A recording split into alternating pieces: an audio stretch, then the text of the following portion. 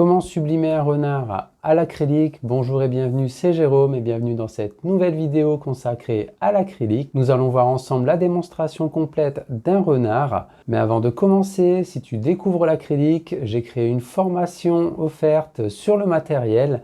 Le lien est en barre de description. Like la vidéo et n'oublie pas d'enclencher la petite cloche pour ne rien rater sur la chaîne. C'est parti! Pour commencer, j'ai réalisé le fond de notre tableau avec du jaune et du vert. Donc je fais de simples mélanges pour obtenir la couleur verte en mélangeant du jaune et du bleu. Donc comme ça j'obtiens un décor plutôt naturel au niveau du vert et de l'éclaircie avec le jaune.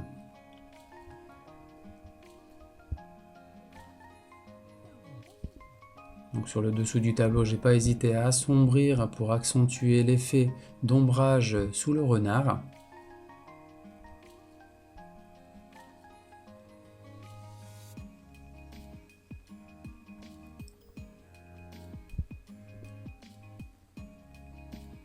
Donc c'est un fond que j'ai réalisé sans trop de détails au début pour que je puisse mieux le retravailler à la fin.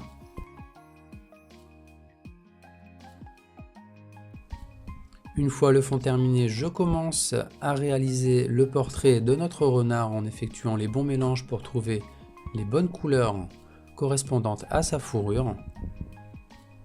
Une couleur plutôt orangée qui va vers une couleur plutôt beige, un peu couleur peau, en mettant un petit peu plus de blanc pour les effets de lumière et en jouant avec les ombrages en ajoutant des couleurs type marron.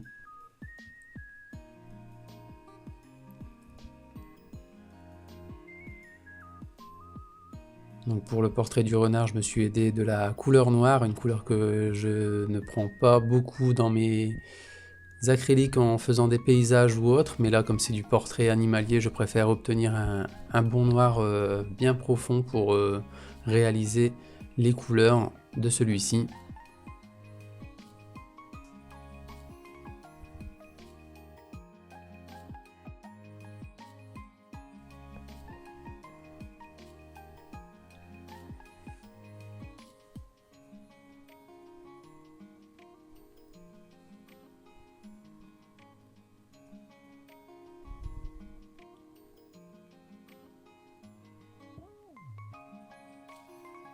Donc une fois la première couche passée sur le pelage, je commence à faire le détail des yeux. Donc je mets le marron pour l'intérieur de l'œil, je fais le contour en noir.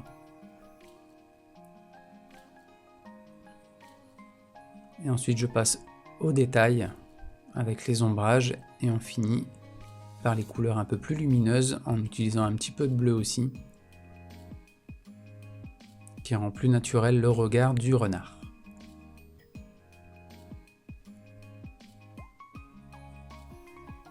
Une petite touche de blanc pour terminer, pour donner de l'éclat au regard.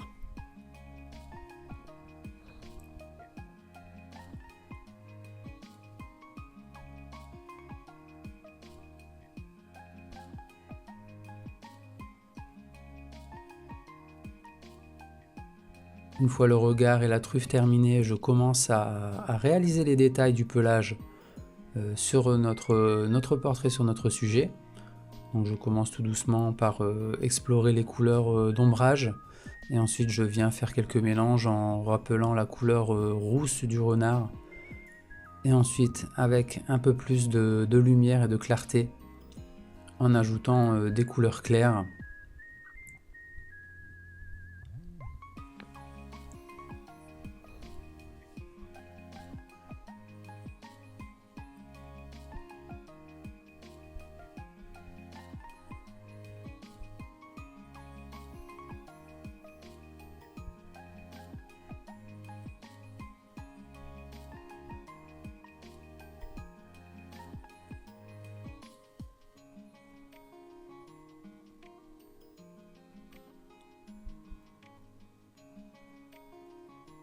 Donc le détail des oreilles s'effectue juste après.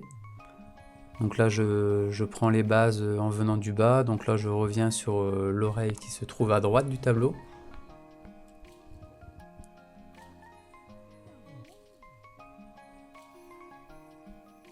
Donc même chose pour le pelage, je fais les ombres et les lumières.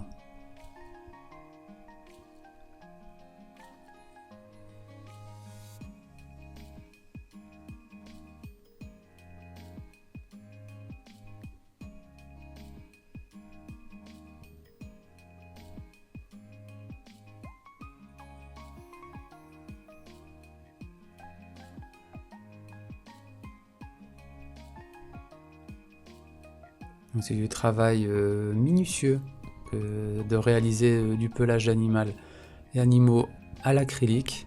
Donc un pinceau fin, on réalise de belles choses très fines.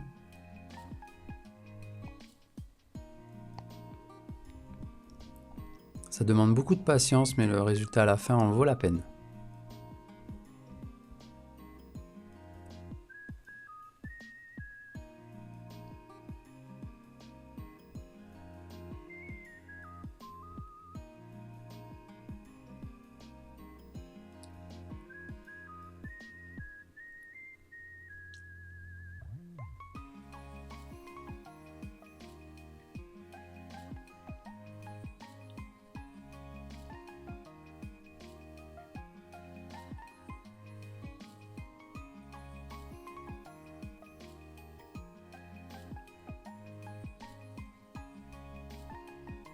Donc les derniers détails sur le haut du portrait du renard se terminent avec l'oreille côté gauche.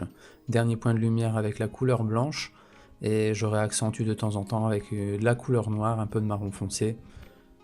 Pour terminer en finesse, le pelage.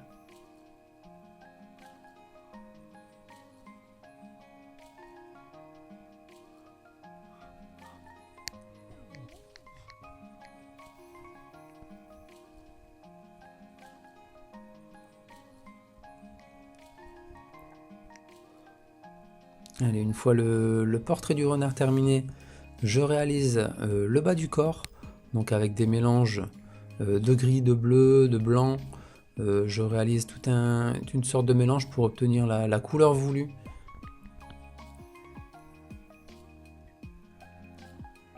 Même chose pour le corps avec ses couleurs orangées, donc à peu près les mêmes mélanges que j'ai effectués pour réaliser le pelage de la tête, en rajoutant un peu plus de marron foncé à celui-ci pour bien différencier le corps de la tête. Ce que j'ai souhaité avoir dans ce portrait, c'est bien voir la tête du renard qui ressorte vraiment du tableau.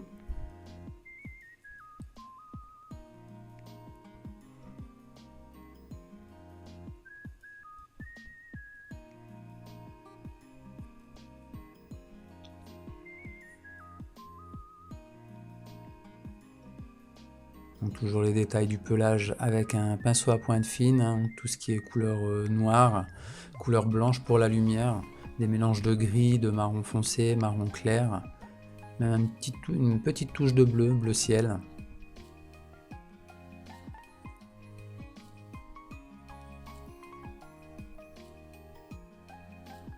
Donc l'avantage avec l'acrylique, c'est que la peinture sèche assez rapidement. On peut retoucher très rapidement le dessus de pelage avec de la couleur blanche, de la couleur grise, même du noir.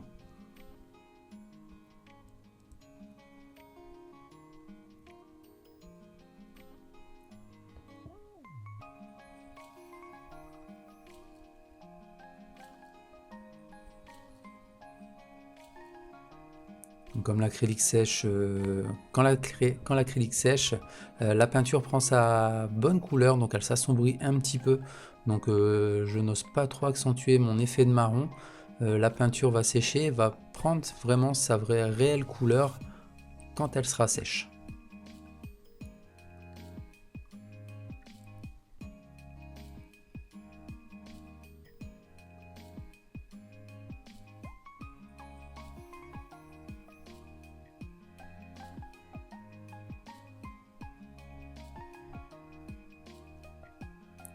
Et dernier détail avec les moustaches.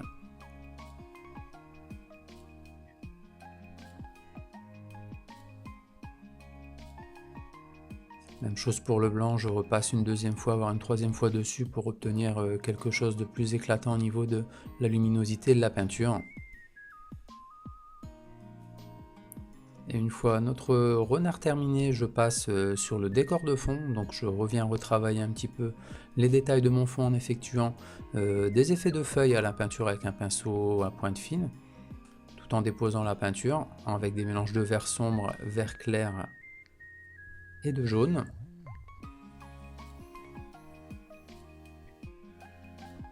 Avec l'ajout de petites branches qui donnent un aspect plus naturel au décor.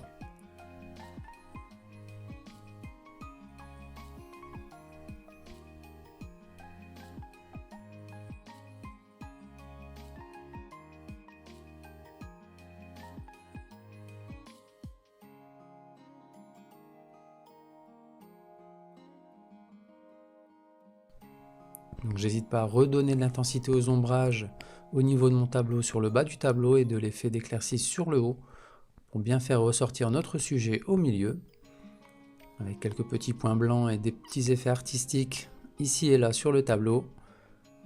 Voilà qui termine notre superbe renard à l'acrylique. Avec tous mes conseils, tu pourras réaliser un renard à l'acrylique. Donc si tu souhaites apprendre l'acrylique, j'ai créé une formation sur l'acrylique spécialement pour toi, avec tous mes conseils, comment réaliser facilement tout type de tableau, avec mes méthodes, mes conseils. Le lien est en barre de description. Merci d'avoir liké la vidéo et à bientôt dans une nouvelle démonstration à l'acrylique.